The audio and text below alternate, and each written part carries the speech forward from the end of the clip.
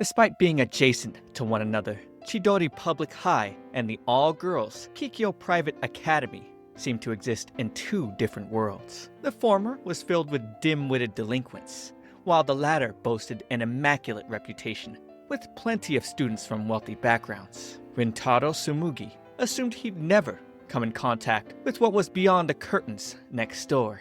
On the way to school, Shohei, Saku, and Ayato were having a little skirmish with some guys from another school. The other guys noticed that the three were from Chidori High and asked about the tall guy with blonde hair because their junior was in his debt. Shohei was about to explain Rintaro's whereabouts, but then he appeared right behind them, menacingly asking if these guys had done something. Needless to say, the two guys causing trouble bolted off, fearing for their lives. Rintaro sighed, telling the three they needed to stop bothering people, which made Shohei angry. They were the victims in this one because of some debt the other guy's junior had with Rintaro. Rintaro then remembered hearing some voices arguing last night. There was some kind of misunderstanding about cheating. The guy got slapped, and Rintaro felt bad about leaving him there. But when he called out to the guy got so scared he toppled over and ran. The rest of the boys felt bad for the guy. Running into Rintaro at night must have been a nightmare. He had such a powerful presence, the guy probably thought he was gonna get killed. Coming across some girls from Kikyo, their giggles turned into cold, avoidant gazes. Shohei picked up a handkerchief they dropped, and one of them responded, "You can just throw it away." Saku commented, "They really hate us, same as usual." But Shohei was certain they were flustered because of his good looks.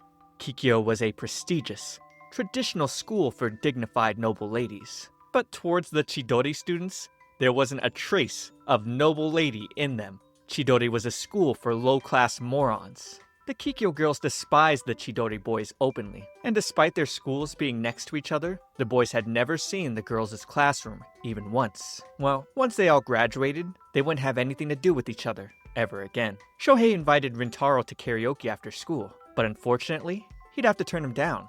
Rintaro needed to help his mom shop at 6. He ran under the pouring rain, and making it to Patisserie Plain, his mother scolded him for being late. But his school was quite far, so it couldn't be helped. His family owned a cake shop, so sometimes they forced him to help out. He never told anybody at school about it. Noticing the umbrella, he remembered his mother saying there was one customer today, and catching this customer's eye. As she munched on a big bite, her face quickly became red. She started to squeal and choke, so he'd apologize. After getting her some water, he was really surprised. He had no idea a girl could eat this much. She was so tiny, he wondered if she was a middle schooler. She hurriedly thanked him for the meal and ran off as fast as she could. He felt bad, thinking he scared her off. Rintaro's mother would later explain that customer was Karuko Waguri, and she stopped by a few times every month. He continued displaying a remorseful expression, causing his mother to stare. Hearing he was worried he scared Karuko off, his mother assured him she wasn't that kind of person, and thought her son had such a bad habit of blaming himself for things. Besides, if Karuko really stopped coming, Rintaro's mother would just reel her back in with more cakes. She'd make her fall in love with their shop all over again. Rintaro continued to mull over this at school. It really weighed on him. His buddies then came by with food, but he just walked off to buy himself lunch. Shohei could tell Rintaro really put up a wall between him and them. At home, Rintaro's mom came rushing into his room, suddenly telling him Karuko was here to see him. It was awkward when the two caught each other's eyes. She burst out, saying she wanted to treat him to something, and now they were across each other at a table with a cake in front of him. He didn't understand what was happening. Why was he being treated to his own family's bakery by a girl younger than him? This was her apology for running away last time without a word. He was still a little nervous, but looking back at her, she seemed to be drooling over his cake. He nudged it towards her, but she wanted him to have it. After a little back and forth, she finally gave in, and it was plain to see this girl loved to eat. When the treat was finished, they exchanged names, and she uttered, "I finally know it now." He brought that to her attention, making her frantic, as she explained she'd seen him around before. What happened the other day was the first time a boy ever stared at her like that. It made her heart race, that's all. He couldn't comprehend. Why would her heart race because of him? The average person got scared looking at him. Up until now, every person reacted the same, except her. He didn't get her. He suddenly got up, offering to walk her to the station since it was getting dark. But she couldn't leave without buying more cake, of course. She decided to head back on her own since it wasn't too far. But before leaving, she turned back to tell him she never considered him scary, even once. However, they had no clue some men were smirking, watching them from afar. Rintaro rushed upstairs, falling against his door, trying to comprehend what had happened. All his classmates had ever told him was negative things. His mother then opened the door on his back, distraught, as she showed him Karuko's cake. Karuko was being harassed by the two guys from the other day, telling her they should have some fun together. Rintaro rushed the streets, looking for her, and finding them, he overheard the guys asking why she was hanging with Rintaro. They were polar opposites. Was she his girlfriend? When they told her he was famous for being a delinquent, he stopped moving. They continued to bash him, remarking that he attended a school for outcasts and was surrounded by them, adding that nothing good would come from being with him. She responded that they were just blindly believing rumors to determine what kind of person he was, and assured them that one conversation with him would show just how kind he was. They grabbed at her, refusing, but even so, she told them to at least stop speaking badly of him behind his back. The guy let go. He had originally intended to use her to get some payback on Rintaro, but he changed his mind. Going to punch her, Rintaro shielded her with his body. Blood dripped. He turned his back to ask if they were satisfied now, and they ran off like scared little chickens. Karuko then grabbed him to wipe the blood. Apologizing, he replied it wasn't her fault.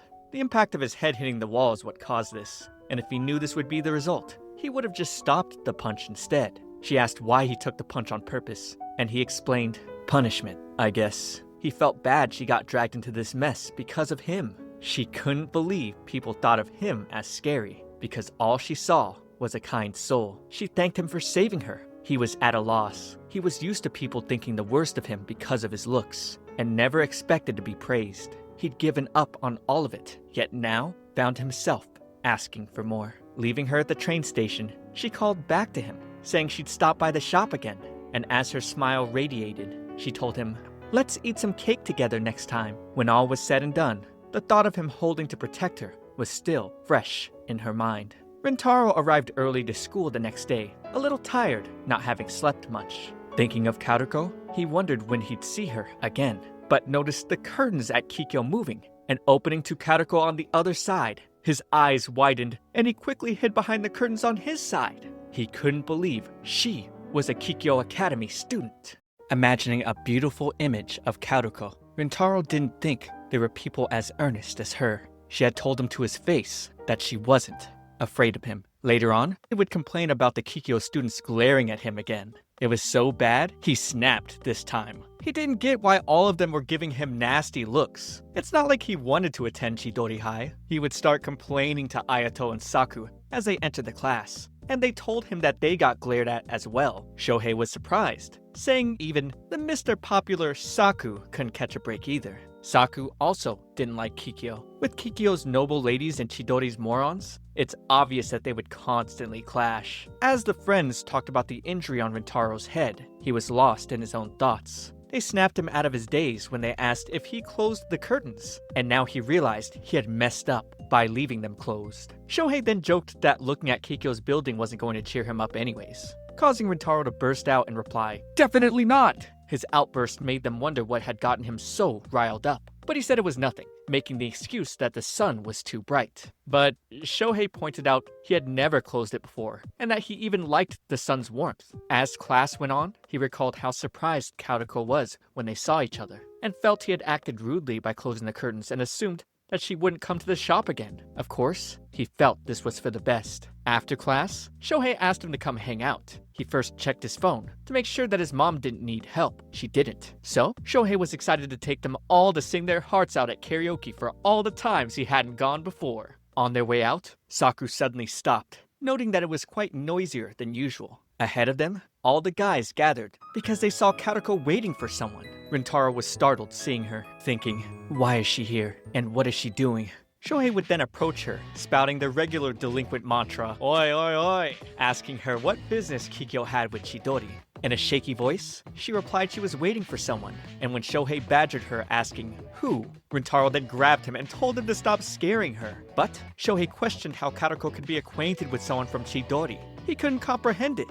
Tears began flowing like a river from his eyes because he was so jealous. He threw a tantrum, wishing he had a girlfriend, even though he hated Kikyo so much. Ayu and Suzuka ran towards Karuko, asking what she was doing. They told her to hurry back with them. After all, those from Kikyo couldn't be seen with the Chidori morons, believing they'd catch their stupidity. As they dragged her back, Shohei asked one of the girls to apologize for bumping into him, but she slapped his hand away before he could grab her, delivering a ferocious glare as if the Chidori boys were lower beings. Walking away, Shohei wondered why he always got the short end of the stick. Meanwhile, Rintaro let out a sigh of relief. The whole commotion really freaked him out. He thought Karuko might have come to see him, but quickly pushed the thought aside. Maybe she knew someone else at his school. His friends then noticed he was making a weird face, something they had never seen before. They even thought it was scarier than his regular expression. Rintaro couldn't understand what was happening. Was he actually happy?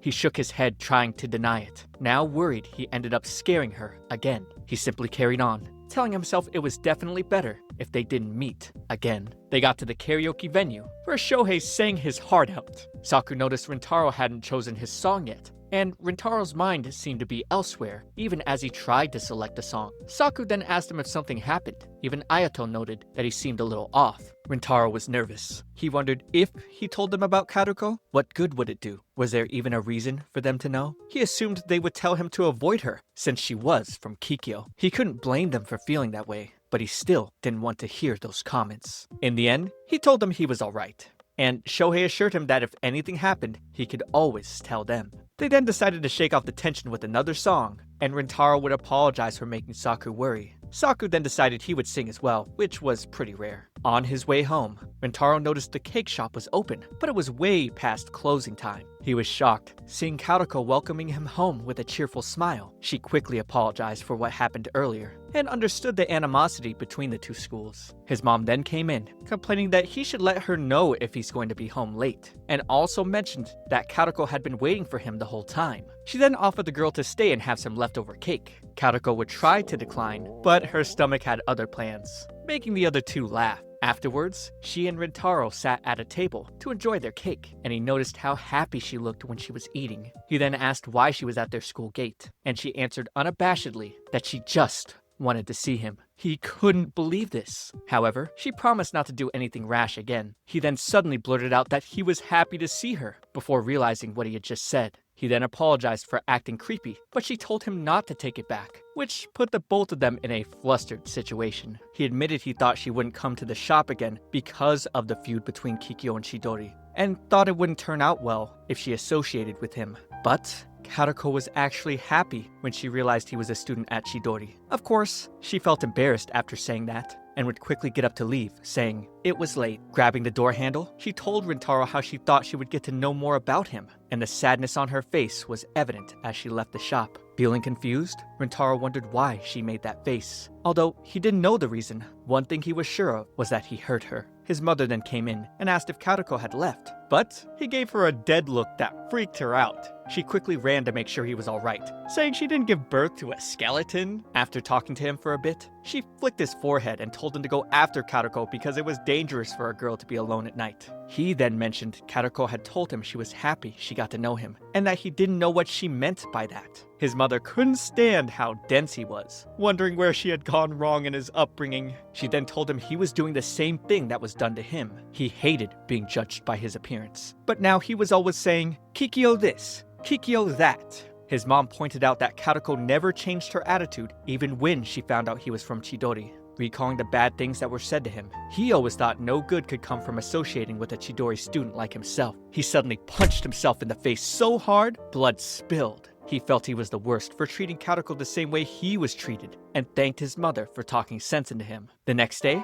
Karuko saw him waiting outside his school gate. He apologized for hurting her, and mentioned how sad she looked when she left the shop. She then fell to the floor, feeling ashamed for having such a sad look on her face, crying that her expression last night was selfish. Seeing how she always told him things straight to his face, Rintaro felt he needed to face things head on as well. He told her that he didn't think anything of the way both schools badmouthed each other, But when he thought about his schoolmates bad-mouthing her, he hated it. And so, he apologized for only focusing on their schools instead of looking at her, and that he was truly happy to see her too. She scrunched and smiled, then got up properly to introduce herself and tell him that their schools didn't matter. She only wanted to learn more about him. Later on, they looked at each other through their classroom windows, which brought immense joy to Karuko. When Taro admitted to himself that he wanted to learn more about her too, he felt like a world he thought he'd never be a part of had gotten closer.